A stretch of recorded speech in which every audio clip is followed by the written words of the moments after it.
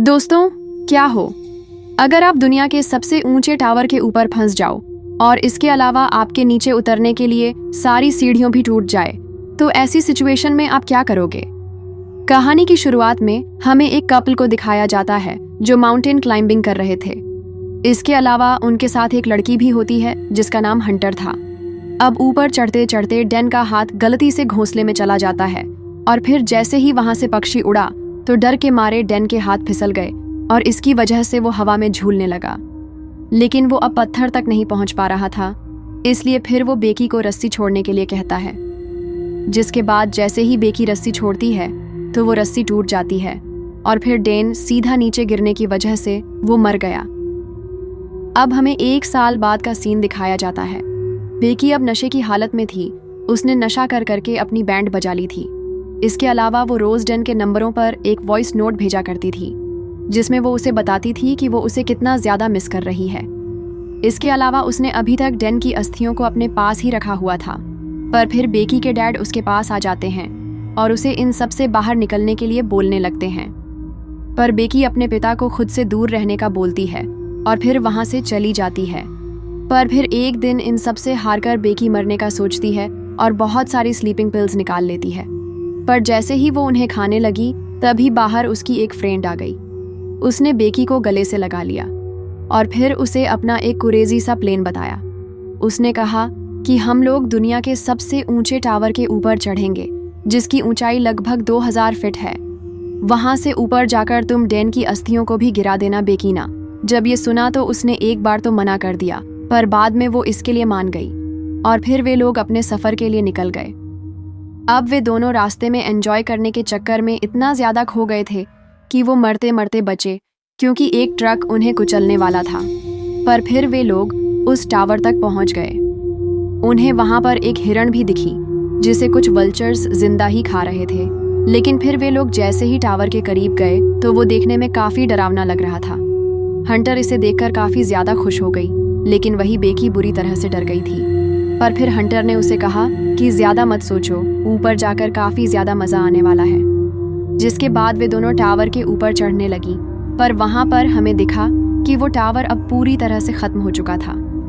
Even एक बार तो बेकी मरते मरते बची, पर फिर कुछ घंटों बाद वे दोनों 1000 फीट तक चढ़ गए थे। वहां से नीचे देखने पर सब कुछ बहुत ज्यादा भयानक दिख रहा था, लेकिन अब अंदर की सीढ़ियां खत्म हो गई थी, इसलिए उन लोगों को बाहर से चढ़कर जाना था।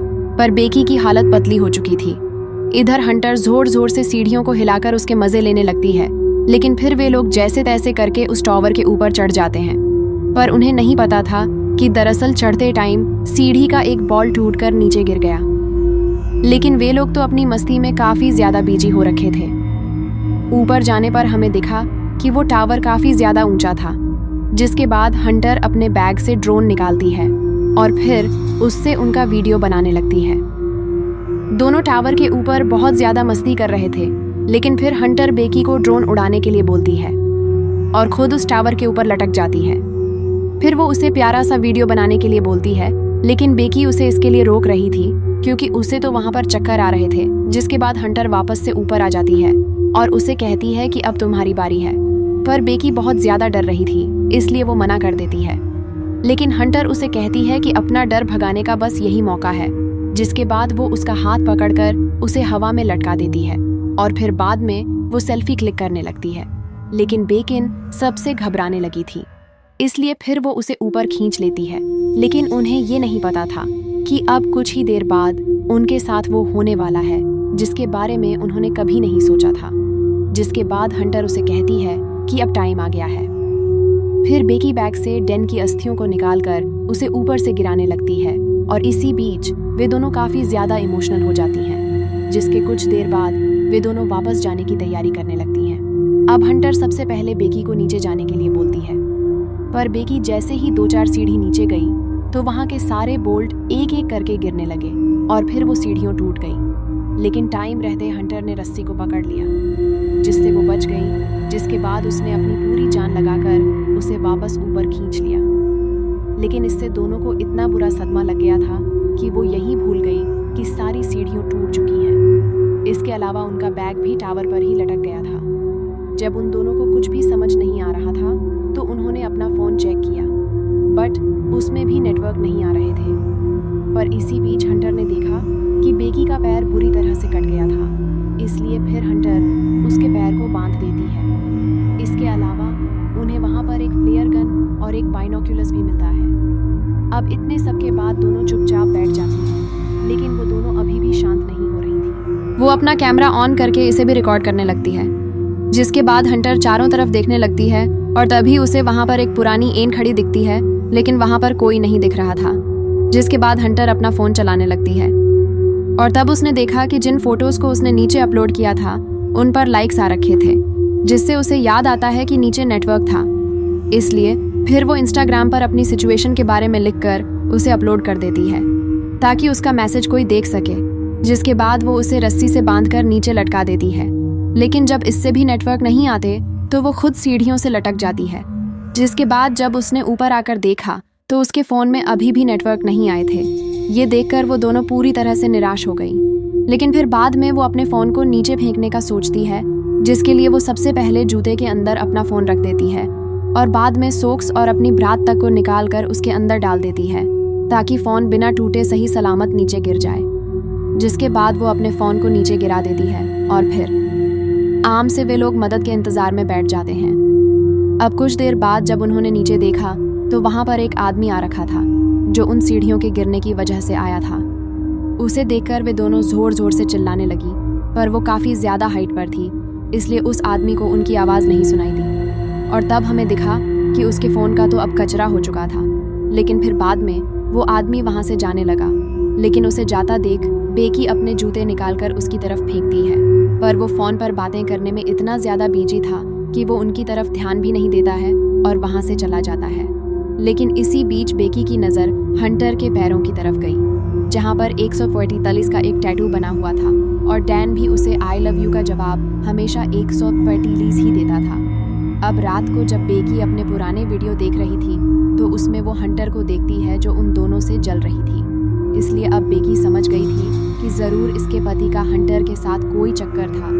लेकिन इसी बीच हंटर को उस एक में 2 आदमी थे, देखते हैं। इसीलिए फिर वो बेकी को जल्दी से फ्लेयर गन चलाने के लिए बोलती है ताकि उन आदमियों का ध्यान उनकी तरफ आ सके, और होता भी कुछ ऐसा ही है। उनके फ्लेयर चलाते ही वो दोनों उन्हें देख लेते हैं, जिससे बेकी और हंटर काफ़ी ज़्यादा खुश हो गई थी कि अब उनकी जान बच जाएगी। जिसके बाद वो अपनी वैन लेकर उनकी तरफ आने लगते हैं।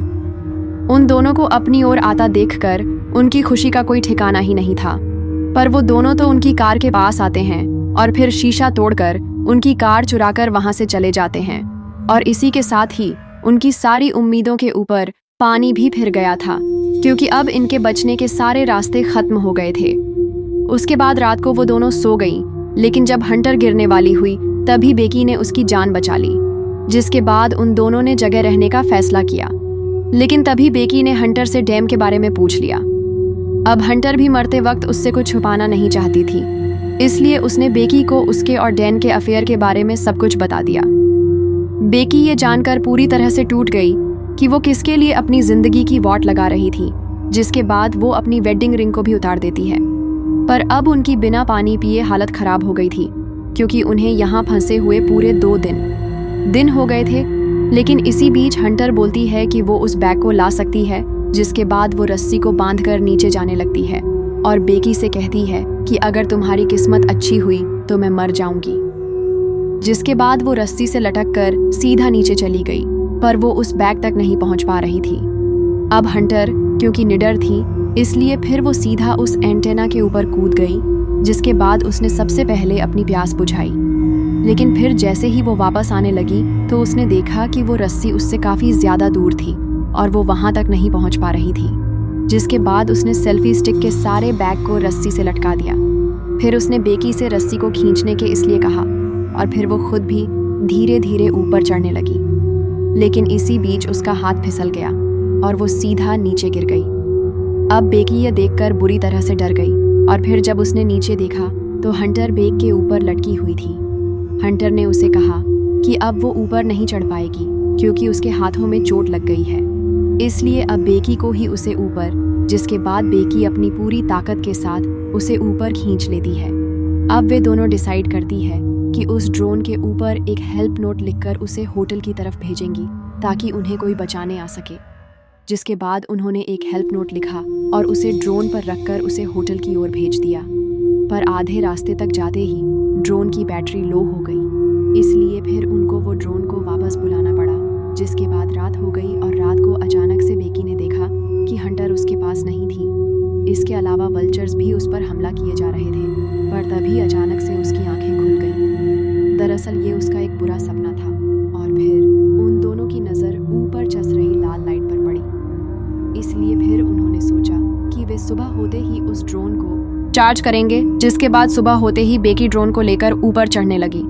इधर हंटर भी उसे मोटिवेट कर रही थी। जिसके बाद उसने जैसे तैसे करके ड्रोन को चार्ज पर लगा दिया और फिर वो वहीं पर लटक कर ड्रोन के चार्ज होने का वेट करने लगी। पर अब उसके पैर का घाव सड़ गया था, इसलिए वल्चर्स उस पर हमला करने लगे। लेकिन वो उन सभी का सामना करते करते अंत में उस ड्रोन को पूरा चार्ज कर लेती है और फिर जल्दी से नीचे आ जाती है। अब वो नीचे आकर होटल में सबसे ज्यादा भीड़ आने का इंतजार करने लगते हैं। और फिर जैसे ही होटल में बहुत सारे लोग आने लगे तो उसने ड्रोन को उड़ाकर होटल की तरफ भेज दिया। जिसके बाद जब ड्रोन होटल के पास पहुंचने वाला हुआ तभी वो एक ट्रक से टकरा गया और टूट गया। बेकी जोर जोर से चिल्लाकर उस आदमी को ड्रोन उठाने के लिए बोलती है, पर वो आदमी बिना ड्रोन की तरफ ध्यान दिए वहां से चला गया। ये देखकर वो दोनों पूरी तरह से टूट गई। अब अंत में वो हंटर से उसका दूसरा जूता मांगती है ताकि वो उससे अपना फोन नीचे से फेंक सके, क्योंकि अब यही उसके पास आखिरी रास्ता बचा था। पर हंटर उसे कहती है कि वो उसे अपना जूता नहीं दे सकती क्योंकि उसका जूता यहाँ पर है ही नहीं। जिसके बाद बेकी उसके जूते की तरफ देखती है, लेकिन फिर हंटर उसे कहती है कि वो खुद भी यहाँ पर नहीं है। दरअसल वो तो कब की ही मर चुकी है। जिसके बाद हमें पता चला कि हंटर तो बहुत पहले ही मर गई थी और ये बस बेकी का वहम था, क्योंकि उसने ऊपर केवल रोते हुए बैग को ही खींचा था। जिसके बाद रात को रोते हुए वह अपने डीएन के लिए एक लास्ट वीडियो बनाती है, जिसमें वो उनसे हर एक चीज़ के लिए माफ़ी मांगती है और फिर वो वहीं पर सो जाती है। अब सुबह हमें दिखता है कि बेकी उस पोल के सहारे बैठी हुई थी और वो कोई भी हलचल नहीं कर रही थी। जिसके बाद उसको खाने के लिए एक वल्चर भी उसके पास आ जाता है, पर फिर वह जैसे ही उसे खाने लगा तभी बेकी की आंखें खुल गईं और फिर वह सीधा उस वल्चर को दबोच लेती है। अब क्योंकि वह पिछले 3 दिनों से भूखी और प्यासी थी तो वह सीधा उस वल्चर को कच्चा ही खाने लगती है। जिसके बाद उसके अंदर थोड़ी एनर्जी आती है, इसलिए फिर वह अब हंटर की बॉडी की ओर देखती है और फिर बाद में वो रस्सी के सहारे नीचे जाने लगती है। इसके अलावा उसने अपने डैड को भी एक मैसेज कर दिया था। फिर वो सीधा हंटर के पास जाकर उससे माफ़ी मांगती है और फिर बाद में वो उसके जूते के अंदर अपना फ़ोन रखकर उसे हंटर के पेट में घुसा देती है। जिसके बाद वो उसकी बॉडी को वहाँ से नीचे गिरा देती है, क्योंकि उसके पास अब और कोई रास्ता नहीं बचा था। अब हमें थोड़ी देर बाद का सीन दिखता है, जिसमें बेकी के डैड उस टावर की ओर जा रहे थे, पर उन्होंने वहाँ पर जाकर देखा कि पुलिस एक बॉडी को ढक रही थी, जिससे वो पूरी तरह से टूट गए। उन्हें लगा कि वो अपनी बेटी को नहीं बचा पाए, पर बाद में बेकी ने पीछे से उन्हें आवाज़ लगाई और इसी के साथ ही ये मूवी खत्म हो गई। अगर आपको वीडियो ज़रा सा भी पसंद आया तो प्लीज़ वीडियो को लाइक करके चैनल को सब्सक्राइब ज़रूर कर लीजिए।